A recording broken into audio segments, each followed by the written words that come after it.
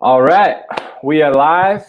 Mr. Sean Kemp, my friend, is here, tuning in from Arizona, and I'm really excited to dive in to Sean's background. He has an amazing list of clients that he's worked with and businesses that he's helped, and especially during a interesting time as the world is in right now, I think what Sean does is really, really valuable and important because he basically helps people turn words into dollars and impact and growth, which is really, really valuable, as I'm sure you guys can imagine. So I'm really excited to have you on, Sean. Thanks for tuning in. Yeah, thanks. Thanks for having me, man. You made a good point. Today's we're in an interesting economy, and there's a lot of people who've had a lot of cool clients, and some of what we'll talk about today is simply what has been presented to us, which is we're in a world where attention is currency. At least if you know how to monetize it, and right. Like it's the future. It was the past. There's obviously a different way to go about it now, but yeah, man, excited to jump in. Yeah, dude, absolutely. Awesome. So yeah, Sean and I, we got connected through our buddy Grant, who's an awesome dude who also has a great Facebook group. And yeah, so since then, I've just been kind of consuming a lot of your content, jumping into your Facebook group, Minimalist Methods, which is really awesome. So yeah, Sean, do you want to just tell us a little bit about the Facebook group that you have and some of the content that you share? Because I've been in it a few weeks and I've already gotten huge value that I know everybody else will. So, well, to be honest with you, it sucks because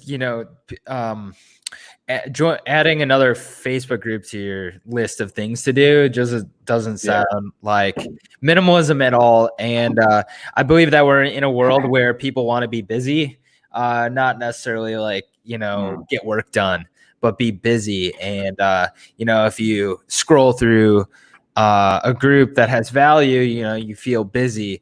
So when I created the group, I created it so that when I post anything in there, obviously it's something that I tell people, if this is something you're struggling with right now, go ahead and listen to it. Otherwise, don't worry about it.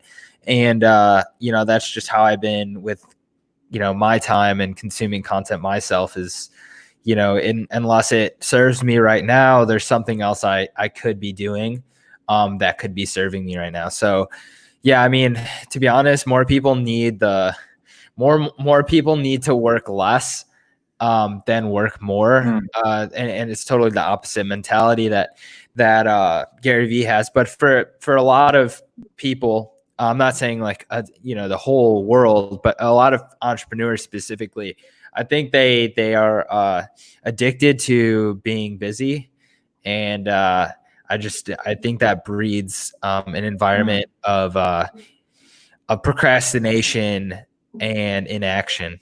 So that's kind of why I started the group too, is to really focus on the things that matter, find the 80-20 and start growing that way. Awesome. Yeah, man. Yeah, I love that for sure. It's like, workaholism, that's an addiction like cigarettes or alcohol or whatever it is. And, I think it's like, it's become kind of like a cultural thing where people don't even question it. It's just like, yeah, why am of course I have to work so much and be busy, because that's, how you get rewarded. But, so that's not what we want to do and promote. So that's awesome. And so, yeah, I was, and on your Instagram the other day, I saw, I thought it was a cool quote that I just wanted to briefly mention, talking about getting out of like a victim mentality. And again, especially right now with all the distractions, all the noise, it can cause anxiety. So how do you recommend, and how do you think people can kind of get out of this victim scarcity mindset into one of abundance and all that good stuff? Yeah, I mean, generally when you hear people complaining about what's done to them, that's, I mean, can you imagine if Jeff Bezos or Elon Musk would say things like that? It makes absolutely no sense. So the high performers in the world don't do those things. They don't fall into victim mentality. They do things that change their world and change the worlds of the people around them. So I really believe that a lot of success is created or is rooted inside of the minds of the people who see it eventually, and it might not be overnight, but it may take some time. But the people who I actually see that successes are people who just have the right mindset for it and don't put ceilings on their potential and don't blame everybody else for their situation, and are people entrepreneur, which is essentially somebody who solves problems, can solve their own problems and and can see ways that they can serve both themselves and other people. And when you're stuck in victim mentality, entitlement, you'll never be able to do that for yourself or people around you. You'll never gain the respect that you always want and crave.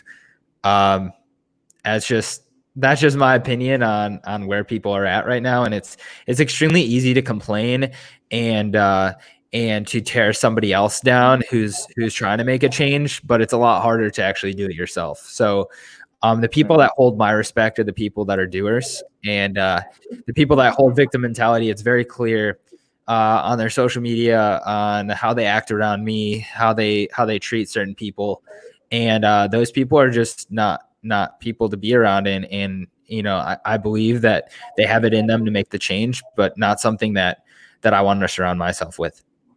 Yeah, man, I love that. And I think it's just, like you said, so important to just be selective with who you surround yourself with, the energy.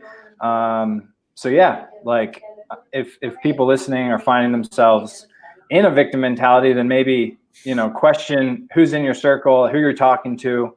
Are you watching crazy things on social media, or are you, having productive discussions and strategy and implementation, all that good stuff. So totally, man, totally dig that. And so you have a pretty diverse background in branding, copy, offers, product launches. And so I think what I'm really interested to know, and also to share with people listening, is in such a noisy world, how do you cut through that noise, and how do you become like a legendary figure, not in the sense that you're building yourself up, but with your messaging, with your branding, with your copy, with your positioning, right? Like, what do you feel like are the differences between mediocre and legendary marketing?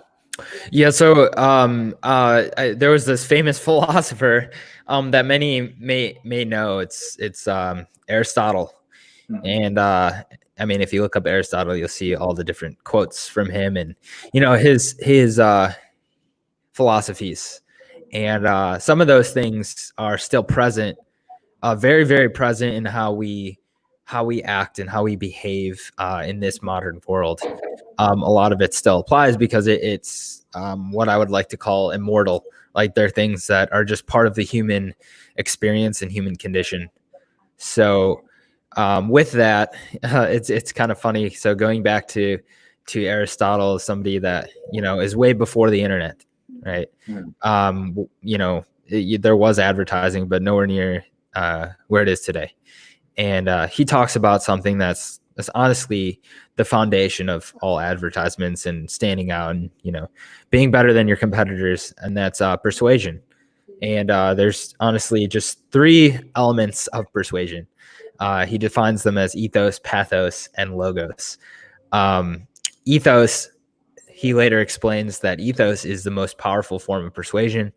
Ethos is the credibility and authority of the speaker. So if we're looking in the situation of having a speaker, ethos is the credibility and the authority of the speaker. Now, if you apply this to, like, let's say Facebook, and you're doing organic The ethos of a person is honestly not at all what they post or what they say or any of the pictures or anything like that. It's the name on the post. So whoever said it, that's the ethos. So if you've ever noticed, you read something and you're like, wow, that's pretty funny. And then you read the name of the person, you're like, I'm not going to like that.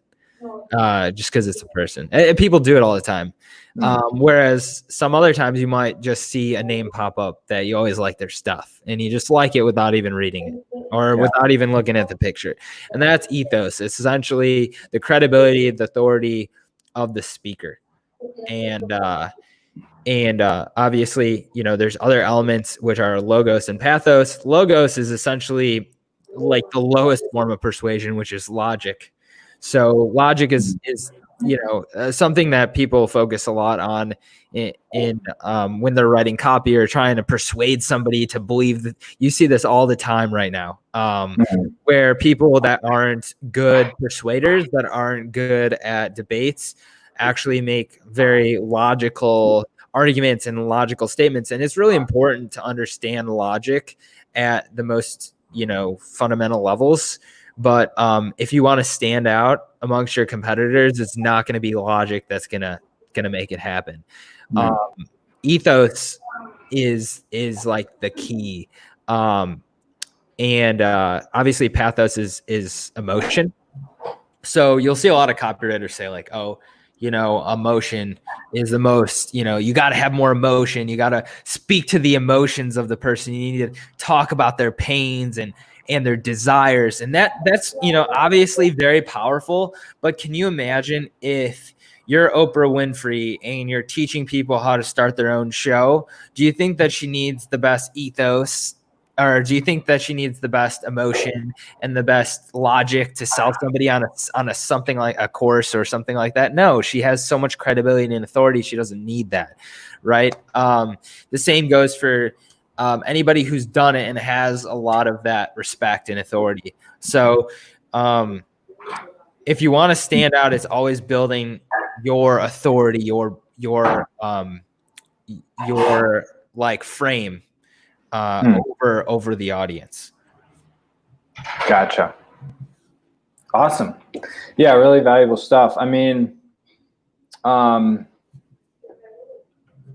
yeah, like the authority, does that come from credibility? Does that come from like a blend of, you know, appealing to emotions and the other elements that you mentioned?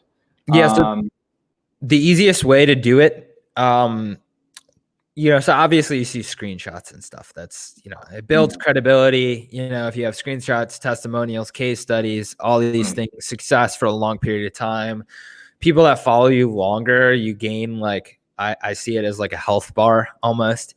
And when it's full, like, you know, it might take 6 months or a year of somebody following you to see you as an ultimate authority, where whatever you sell or whatever you promote, they'll buy, right?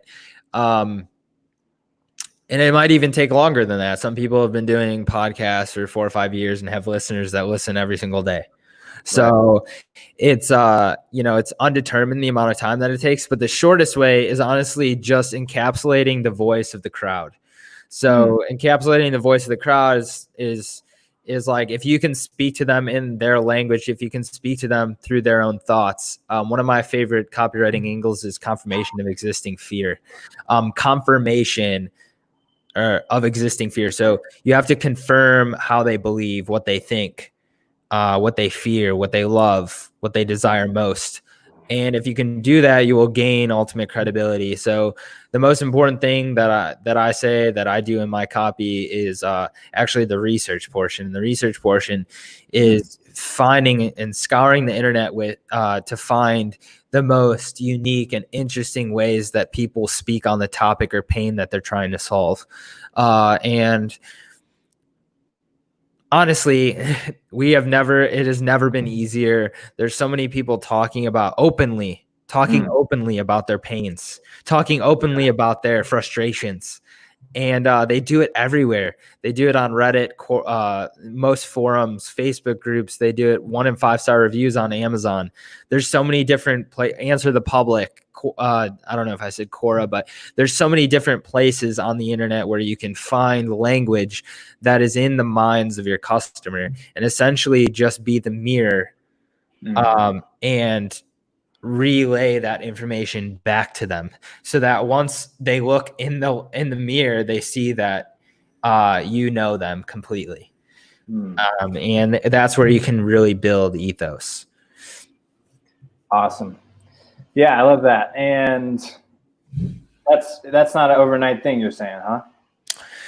I don't think that that you can say one thing that's fearful, or that they're fearful of, and they'll immediately treat you as an authority. Over time, the more you're right, the more credibility and authority you'll build over your audience.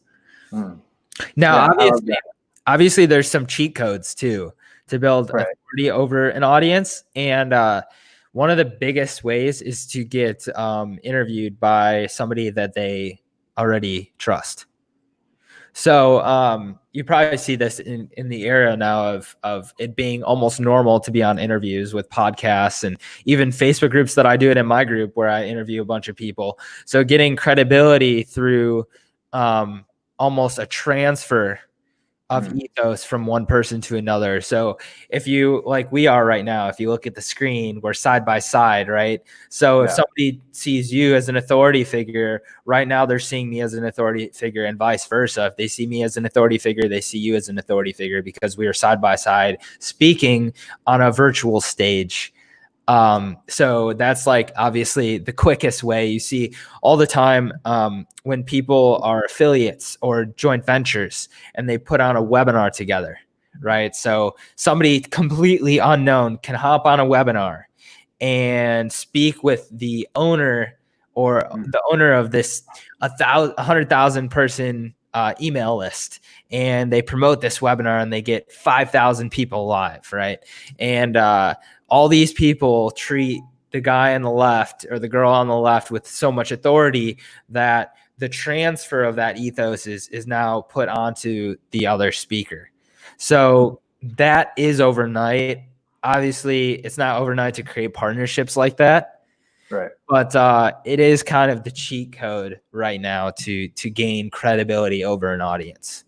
And what you have to say is also important, but not anywhere near as important as that first part. Totally. Awesome. Yeah, man, I love that. It's so valuable, right? Like if you're just getting started, nobody knows you, find people that you can borrow, influence and credibility from, right? Exactly. And it's interesting too, because I don't know if I always feel comfortable saying borrowing, because it's almost like you're doubling it. Because they're not losing any credibility unless you let their audience down. Right. It's essentially like doubling that influence. So It's really unique. Totally. Awesome. Sweet. Well, yeah, I mean, that's a really valuable cheat code. And I also recently came across some of your training about like an organic webinar method to help people inject a nice amount of cash into their business without hustle, without mindless busyness, and even without content. So could you tell us a little bit about that? Because that sounds like a pretty solid cheat code. Yeah, so it sounds too good to be true. So I'll backtrack for everybody. Yeah. Because like if people had watched some of the lives that have gone on, some people had made $274,000 in a couple weeks from an organic list of 1,500 people, no ads or anything like that, and through Messenger. So crazy amount of money. Like there's some big claims there, and people are going to be like, oh, this isn't going to work for me, or that's some BS or this or that. And I'm not here to promote anything. I'm just here to share the strategies that I've seen. And, it's kind of interesting because I come from a paid advertising world where things honestly are quite a bit different than, organic, and where you can put up the same webinar with the same nightmare story, the same 3 secrets, and the same pitch, and just run that thing to a whole bunch of millions and millions of people. And eventually you'll, get sales, because to them it's a new story. But when you're organic, you have the same people seeing the same message. You see it high frequency, so you got to change it up. You got to say things differently. You got to filter through different angles and hooks and all of these things to sell essentially the same offer. And that's why the organic. That's why the typical webinar model doesn't work for organic. You can't just put a webinar together and continually use it over and over and over again. Your audience will get burned out. They won't they won't convert. So it built something that has the foundations of a launch that I call organic webinar, because it takes the same principles from a webinar and puts them into a promotion strategy to sell something in a new and different way, even if you promoted it multiple times over. And even if your, following is less than 1,000 people. So it's really interesting, because a lot of these coaches are teaching content, but there's no structure to the madness. And what I always say is you got to write content in reverse. And what I mean by that is, if you look at life, people always say you can only connect the dots going backwards, but you want to almost play God to your audience, and you want to know where the dots are connecting before they know. So if you put content together, you need to put it together backwards and then connect those dots so that it's a seamless approach. You create open loops like Hollywood. And you said write no content, because right now I'm not teaching it. There's no course, there's no coaching program. We're actually just doing it. And right now we're still in the preliminary stages of doing it with a bunch of different coaches and stuff. That I won't name, but once we hit, in the next month or so, over 1 million generated from the organic webinar strategy, then we'll start promoting it more often. Potentially might do some trainings, workshops to help other people do it that aren't quite in the position to have us do it. But it's going to be now the go-to model to actually monetize an organic audience on nearly any platform. We're going to be testing it on, so we've done it with groups. We're going to be testing it on proving it out on Instagram, LinkedIn, email lists, anything, right? So, and the goal is to essentially have it on every platform.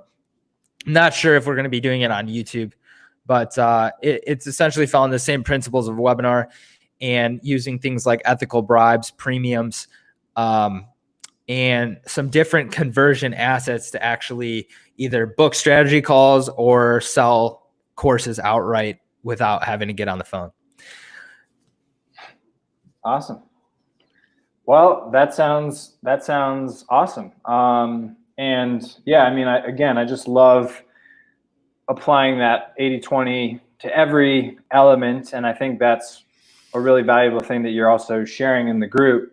But yeah, just applying that to every framework, and just like, look, if you don't need to do a bunch of calls, spend a bunch of money on ads, like, why not try this simpler way out, right? Everybody's familiar with the, I'm sure everybody's familiar with the 1,000 true fans ideal. You just need 1,000 true fans, right? Well, in the high ticket space, let's say you have a program that's $5,000 or a service that's even more than that. You really don't even need that many people. But there are people out there that are building communities, that are building influence and attention, but don't know necessarily how to monetize that attention. And I mean, I've just devoted my entire career to monetizing attention. That's what and no matter where that attention is, I want to learn and discover new and unique and the most powerful, efficient ways. Efficiency is what I'm focusing on, is efficient ways to actually monetize that audience without burning them out. And, keeping things interesting and fun. And that comes with edutainment or infotainment, whatever you want to call it. And bringing out stories and extracting stories from, maybe 5-7 years ago in your past, and using that as content that can drive new sales for your business. And everybody has this kind of misnomer or this misconception that, my life isn't that crazy or that unique. I don't have that many stories. Well, to be honest with you, you have to know Seinfeld, right? And Seinfeld is probably one of the most successful shows to ever exist. And it was built on stories that were the most day-to-day basic stories ever. And they made it interesting. And people would watch the reruns over and over and over again because it's relatable. And I say that if you pay attention, if you observe, which anybody who's an entrepreneur should be doing, anybody that's in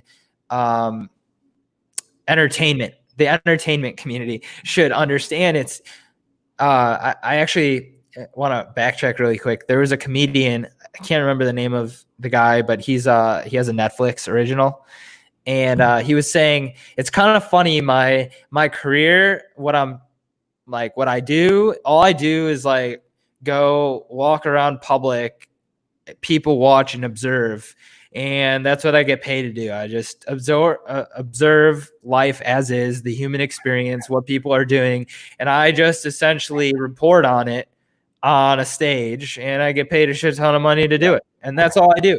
And it's kind of funny because people forget that when you're an influencer, which anybody who has a following of any kind is at some fashion, when you're an influencer, when you influence the people under that are learning from you, that are following you, all you have to do is be in the same mindset as that comedian, to just observe and report, observe and report, observe and report. And there's lessons hidden in those observations that can also lead back to your offer or what you're trying to sell.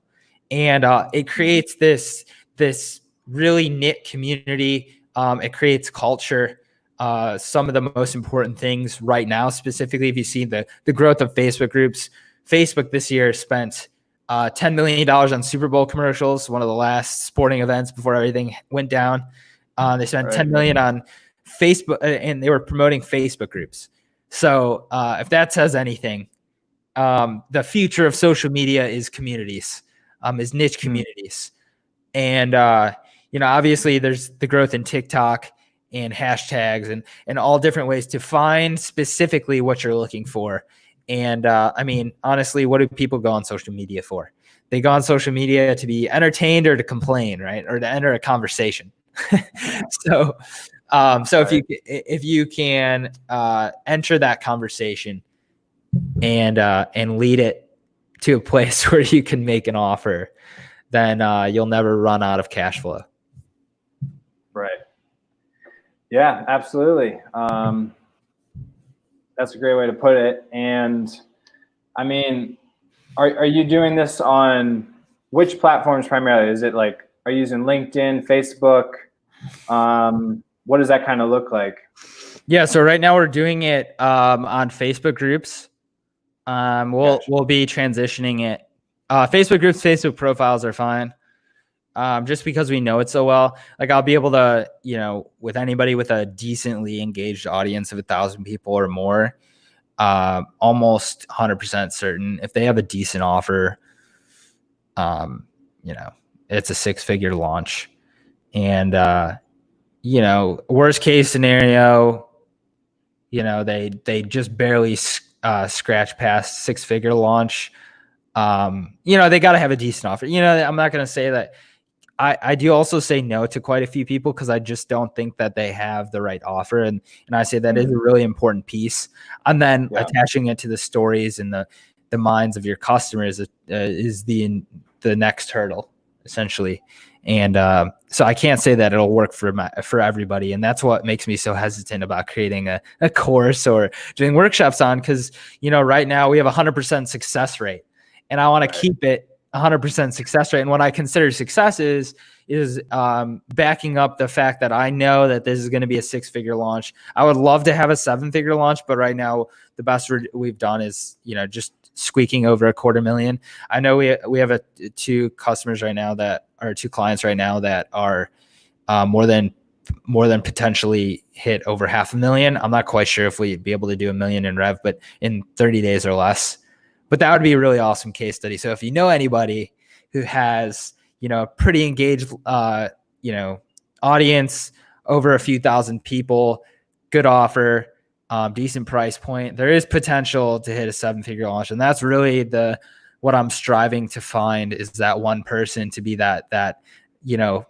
one crazy case study, Yeah. And so people can see the potential. Right. Dude, awesome. Well, yeah, that sounds awesome. And yeah, just something I just wanted to touch on, because like you said, it is make or break. And, we found the same with consulting marketing clients when we had our agency. If you have a bunch of attention, if your offer sucks, nothing's going to work. Right. So what's some wisdom you can share for your approach to creating an offer that is killer? Yeah, an irresistible offer has like a few components, and it connects a few things. So it connects a root problem. So if you want to sell price points higher than a few $100 or $50 or impulse buys where you can just solve a pain, right? Sell nail clippers or scissors for $15. You don't need to solve a root problem. But if you solve root problems, that's pretty much the number one most important thing. If you want to create an offer that's pretty irresistible, solve root problems for an audience that's willing to pay and easy to find. Then you'll have an irresistible offer, as long as it's also connected in some way to the planet. Now, I feel that they don't have to start there. Like that's almost the copywriter's job. Somebody that can connect an offer to current situations of the planet and make it irresistible by adding scarcity, urgency to it. There's technically the 4 U's of an irresistible offer, which is also the 4 U's of a amazing headline, which is urgent, unique, ultra specific, and useful. And with those 4 things, if your offer has all those 4 things, then it has great potential. But also, with that, root problem can increase the value of a product. So solving root problem can also give you the opportunity to reframe the current state, mental state of the audience. So they think they have a problem, they know the solution to, but if you tell them their problem isn't really the problem and there's something deeper going on, and you can explain it and win that argument, then you'll be the only solution. That's how I do it with all the launches. Is we essentially reframe, which is like the core of NLP too. It's like reframing belief. So it's not necessarily creating new belief. It's just reframing that belief into and just kind of like turning their head a little bit and seeing things from a different perspective and understanding why they need to see it from a different perspective. And seeing the light at the end of the tunnel, seeing the desire, seeing the reason why they failed through the past, seeing all their mistakes and misconceptions, and seeing everybody else fail and why they have. So yeah, irresistible offers built on root problems. It's also built on code red problems. What I say is, which is adding urgency. So why is that problem? Why does that problem need to be solved? And what I mean by that is, you can artificially build scarcity with like countdown timers, cart closes, stuff like that, like where you're technically creating it. Yeah. But I prefer organic scarcity, which is like coming from within them.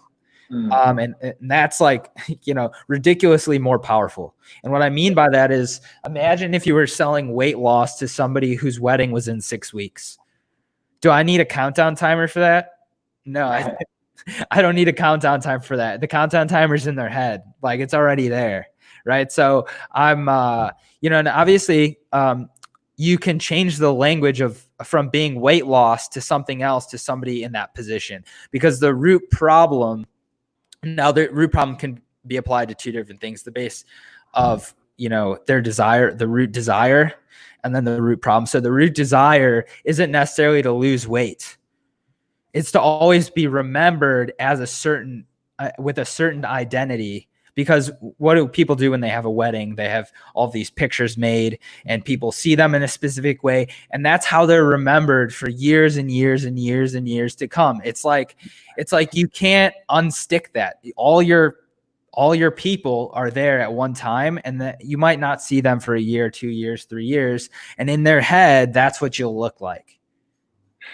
So that's why people want to look good for their wedding day, because this is who you're going to be. This is how you're going to exist as the person who got married. Wow, she looked amazing. She looked stunning, right? I still remember who looked amazing for their weddings 3 or 4 years ago when I went to weddings. I was like, wow, she looked really good. He looked really good, man. Like they did. And then, another thing is like, oh man, their dance was crazy good. Like they put on an amazing wedding. And like, I still remember those things from 3-4 years to come. So you can really impact. So understanding what that root desire is, it's not necessarily just like losing the weight so they can feel better. It has nothing. There's so much vanity and so many things going on in the heads of that person's mind that if you can bring those things out, and that's where you build a lot of ethos too. So hopefully that's kind of helpful, and I didn't go too ADHD on you. Yeah, no, that's perfect. Yeah, I think, and that's just really, in my opinion, what's needed in the market is like not people selling and manipulating, but genuinely changing how people think to improve their lives, and then tying that to a product.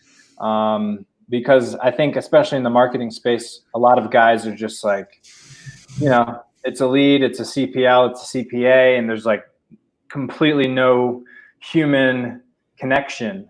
And I feel like what you just shared is a really great way to overcome that. Yeah, it's I always look for something deeper. And that's also an important thing. If you're a marketer and listening to this right now, you need to be an investigative journalist in a sense, especially if you're writing the copy. But you need to investigate. You need to find the story behind the story. And if you can do that and you can reveal it to an audience, they'll eat that shit up, dude.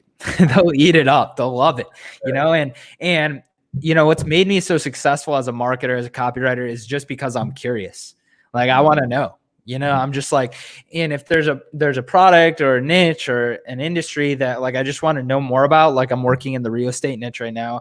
And, we're talking about creative financing, and there's multiple ways to negotiate and structure deals so that you can get houses for free and all these different things. And I'm like, wow, that's freaking interesting, man. Like it's kind of interesting because I'm taking on clients like that, and it's kind of like present in my mind right now. I'm like thinking about like where I should put my money, how I can invest in real estate and really build wealth. And, understanding what wealth actually means, like having the definition of wealth and what it actually means. I don't think a lot of people understand what wealth is in the most fundamental state. And even if you can help them understand what that means, like you can build some type of like authority or ethos already just from that. So, but what I'm saying, the main point going back to that, which is just be curious, be a curious person. Find the story behind the story, investigate things. And the people that are really good at that, the great marketers, are the people that can do that well. Beautiful. Yeah, I love that. Totally. Just be curious. Don't judge. Just like be a detective. Yeah, I love that. And be a mirror, like you were saying earlier. Sweet. Beautiful. Well, this has been really awesome so far, and I really appreciate you sharing so much with us. You mentioned that you had a goodie to give away, a freebie to the audience, the Buyer Psychology Blueprint. Could you just tell us a little bit about that and how we can apply it to achieve some of the things you talked about today? Yeah, so it's actually something that I still use today, and something I'll use 10, 20, 30 years from now, because it's built on the fundamentals of psychology and how people think.